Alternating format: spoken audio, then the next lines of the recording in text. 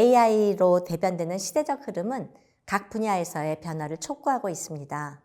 아울러 인공지능, 빅데이터, 클라우드 컴퓨팅 등 이런 기술들이 첨단 미래 사회로 나아가게 하며 테크놀로지의 발전으로 인간의 삶이 편리함과 무한한 가능성들을 확보시켜주고 있습니다. 그러나 인간의 사고 방식과 행동에서 더 나아가서 삶의 전반적인 양식에서 이전 세대보다 인간의 가치나 존엄성에 대한 숙고와 사색이 약화된 것이 사실입니다. 그리고 그 어느 때보다도 인간의 삶과 학문에 있어서 근원적인 성찰이 필요한 것도 사실이고요.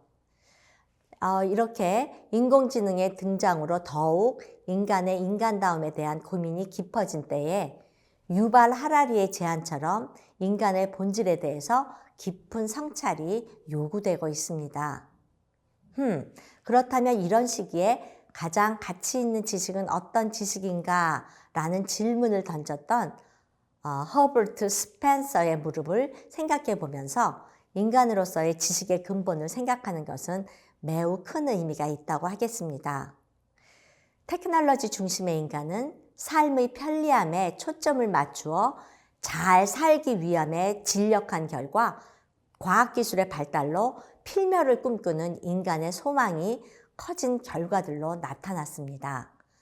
그러나 이런 시대에도 필멸의 논지에 반하여서 어네스트 베커는 인간의 삶이 유한하다는 인식이 인간의 삶의 전 과정에 영향을 미친다고 그렇게 얘기하면서 인간의 인간다움이 인간의 절대적인 한계를 인정하고 수용할 것을 촉구한다고 하였습니다. 만일 삶의 유연성에 대한 의식이 없다면 인간의 삶의 모습은 아마도 다른 양상을 띠고 있을 가능성이 높습니다. 인간의 상실과 한계에 대한 인식이야말로 삶의 가치와 의미를 생생하게 해주기 때문이죠. 아울러 인공지능 기술의 개발에 대한 낙관론이 대세인 오늘날에 카스텐바움과 같은 그런 사나톨로지 학자는 뭐라고 언급했냐면 죽음이 내재된 인생학을 통해서 인간만의 가치를 더욱 고양시키는 것이 필요하다라는 견해를 제시했는데요.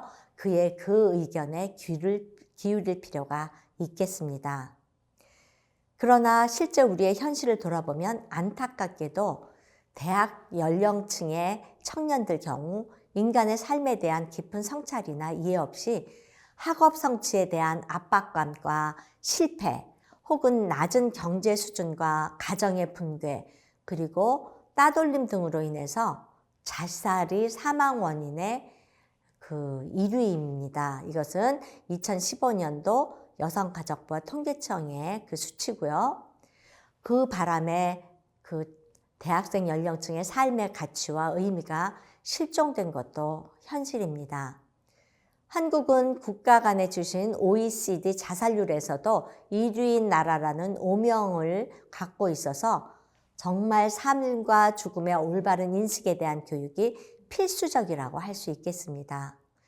그래서 상실 교육을 통해서 좌절한 학생들을 어떻게 격려하고 일으켜 세울 것인가 하는 주제는 참으로 진정한 교육의 화두 중 하나가 되어야 한다고 생각합니다. 우리가 지금 수업하고 있는 이 호모 사나토스, 한계의 인간, 상실의 인간을 다룸으로써 온전한 삶과 상실의 개념이 인생에 주는 진지함과 성숙함을 알아야 할 필요가 있다고 생각합니다. 그렇게 함으로써 상실을 바라보는 새로운 개념과 세계관을 소개받고 성찰함으로써 삶의 의미를 새롭게 인식하도록 그리고 상실을 새롭게 보도록 하는 것이 이 수업의 목적이기도 했죠. 호모 사나토스는 인간의 한계를 주제로 하는 학문적 탐구인데요. 실존적인 질문을 던지게 해주어서 인간 이해와 성숙을 도우며 상실을 성찰하고 그것이 내재된 삶의 의미에 대해서 다 학문적인 그런 탐색을 하도록 하는 속성을 지닙니다. 그렇기 때문에 철학과 인문학과 심리학과 교육학과 의학, 사회학, 종교학, 윤리학, 문학, 예술 등 다양한 학문들로 학제간 방식으로 이 주제를 우리가 탐구해 가는 거죠. 자, 이제 여러분은 생애 발달 단계를 통해서 알게 된 것처럼 대학생 초기 성장기의 경우 그 발달적 특징은 고립감에 반해서 친밀성과 유대감이라는 것을 여러분이 알았습니다. 그리고 사랑하는 사람의 상실, 헤어진다든지 배신을 당했다든지 이혼했다든지 아니면 죽었다든지 이런 그 가족의 해체가 그 어느 상실보다도 가장 본질적인 상실이라는 것도 여러분 이해하실 것입니다. 그렇다면 초기 성인기, 그 대학생 연령층이 지니고 있는 인지 능력과 공감 능력을 바탕으로 손상된 감정을 회복하는 데 있어서 여러분들이 다른 사람을 또 이웃을 도울 수 있는 그런 시기이기도 한 것을 알 수 있습니다. 그러면 과연 초기 성장기의 젊은이들이 이웃과 친구를 도울 태도와 마음이 어떠한지 궁금하지 않으세요? 여러분은 친구나 지인이 상실의 고통 속에 있다면 선뜻 손을 내밀어서 도우려는 마음이 있으신지요? 내 일이 아니니 나 몰라라 할 수도 있지 않을까요? 각박한 세대에 남을 돕고자 하는 마음이 그리 많지 않을 것이라고 생각하지 않으시나요? 사람에 따라 다르겠지만 다른 일을 돕기에는 나의 삶이 너무 힘들어. 그래서 나 무관심하고 싶어. 할 사람도 있을 것입니다. 자, 실제는 어떨까요? 다음 연구를 함께 보시죠. 저는 대학생들의 상실에 대한 인식을 파악하기 위해서 아래와 같이 대학생들을 대상으로 설문과 심층 인터뷰를 시행했습니다. 대학교 1학년에서 4학년까지의 남녀 학생들을 대상으로 하였고요. 총 참여 인원은 369명이었습니다. 통계적으로 일반화시킬 수 있는 그런 그 명수가 몇십 명 정도라면 369명이란 것은 충분히 그 데이터를 일반화시킬 수 있는 그런 숫자죠. 369명 중에서 답변을 한 학생은 346명이었고 답변한 학생들만의 그 답변을 데이터로 삼았습니다. 상실 설문 문항을 구성해서 구글 폼에 탑재해서요. 온라인으로 답변하도록 해서 답변을 받았습니다. 그리고 그 설문 내용은 학습자의 불안과 우울을 조사한 뮤알레와 탐모로 그들의 그 설문 내용을 제가 그 기반으로 해서 작성을 했습니다. 상실에 대한 경험과 상실자에 대한 태도로 세분화해서 학습자들의 인식과 태도에 대해서 질문한 여기 일부를 여러분에게 소개하겠습니다. 아울러서 제가 이제 또 심층 인터뷰를 시행을 했는데요. 그것은 학생들의 내면의 소리를 듣기 위해서 시행한 것이고요. 그래서 그렇게 인터뷰 실시한 질적 방식 인터뷰를 전사해서 데이터에서 자주 나오는 주제어를 범주화하고 분류해서 내용을 정리했습니다. 자, 보여드리죠? 먼저 설문조사 결과입니다. 설문조사 중에서 일부인데요. 상실이나 아픔을 겪은 경험이 있다라는 설문에서 매우 그렇다 14.6%, 그렇다 37.8%의 적극적인 지지를 합해서 52.4%, 즉 과반수가 넘는 학생들이 상실이나 아픔을 겪은 경험이 있다고 했고요. 보통이다, 좀 겪은 것 같다 하는 22%의 소극적 지지까지 계산한다면 74.4%로 3분의 2가 넘는 학생들이 죽음을 포함한 상실에 대한 경험이 있다고 답을 했습니다. 참으로 많은 수의 사람들이 상실의 아픔, 또 그 한계 상황 이런 것들을 경험한 거죠. 이처럼 죽음을 포함한 상실이나 아픔을 겪은 학생들의 비율이 3분의 2가 넘는다는 것은 대학생들에게 상실에 대한 이해가 필요하다는 것, 그리고 그 상실의 경험들에 대해서 올바른 인식이 있도록 그 교육이 필요하다는 것을 나타내주고 있습니다. 그들에게 이러한 상실에 대한 이해가 가능하도록 안내할 필요성이 매우 높은 것이죠. 자, 이번에는 두 번째 설문입니다. 상실이나 아픔을 겪은 사람을 위로해주고 싶다라는 설문 결과입니다.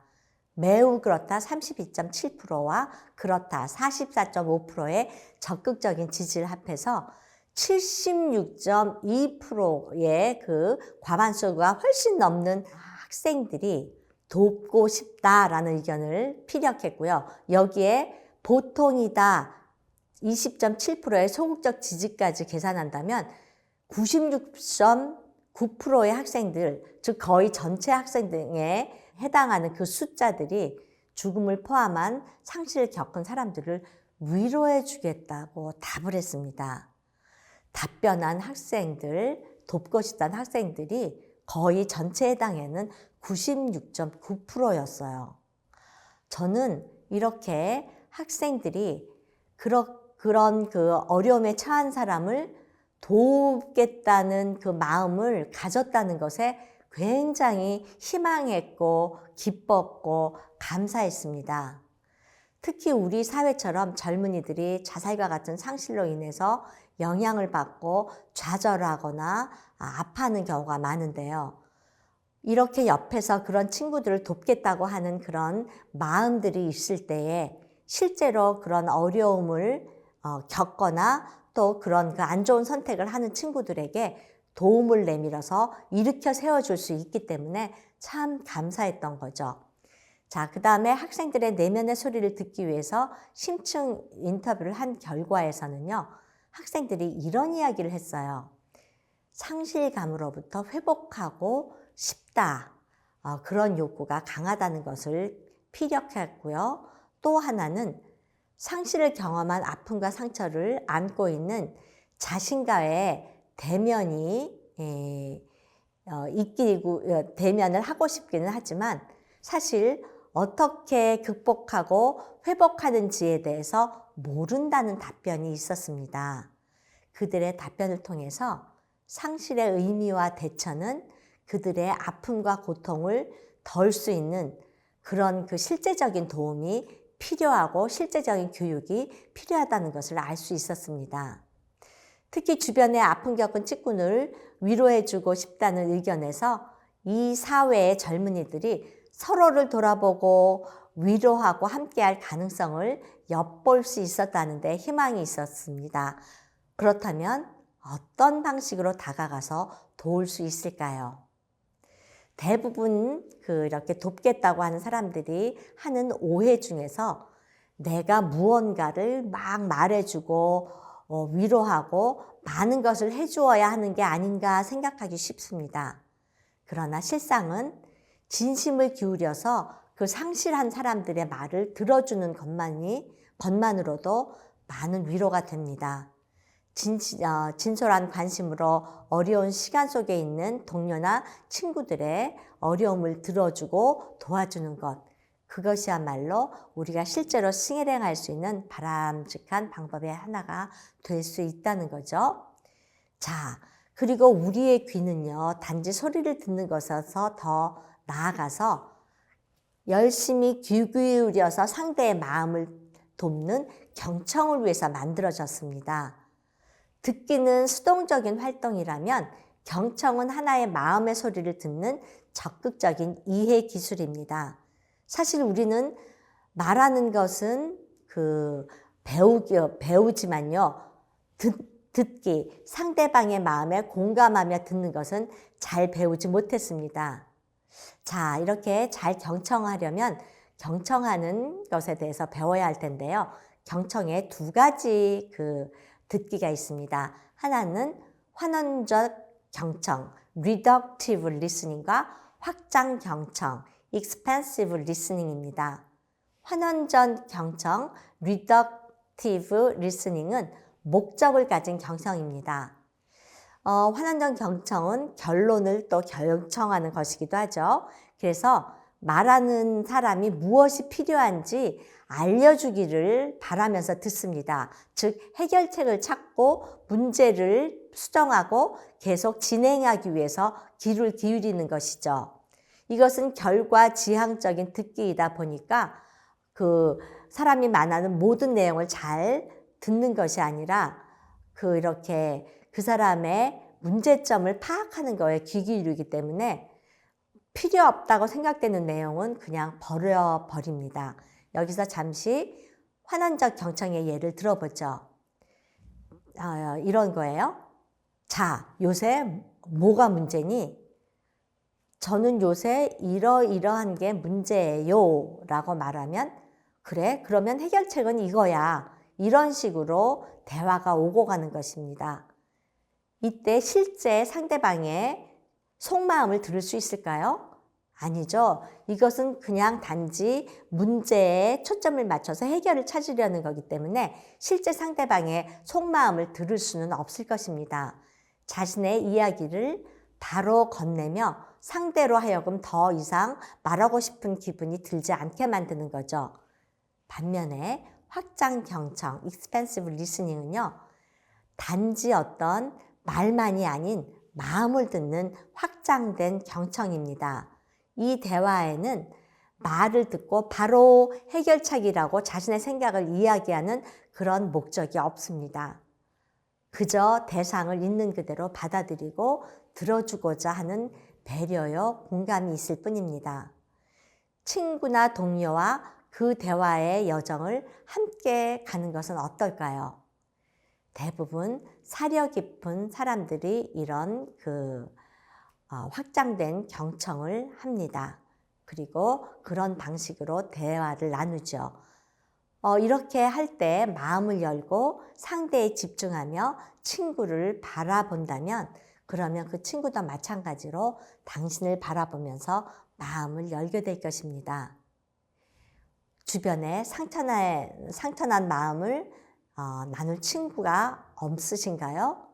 그리고 대화를 해도 메아리만 돌아오고 진정으로 마음의 교류를 할 사람이 없게 느껴지시나요? 네, 그러면 여러분들이 먼저 확장 경청을 시도해 보시면 어떨까요? 분명 그 결과는 새로운 열린 관계가 또 새로운 소통이 새롭게 사람을 얻는 그런 놀라운 관계를 가져올 것입니다. 상실이나 아픔을 겪은 사람을 위로해 주고 싶다는 여러분의 아름다운 마음이 확장 경청을 통해서 구현되는 그런 경우가 되기를 바랍니다. 그 소망이 실제 현실이 된다면 우리가 살아가는 이 사회는 아름다운 사회로 소망 속에 우리가 살아갈 수 있을 것입니다.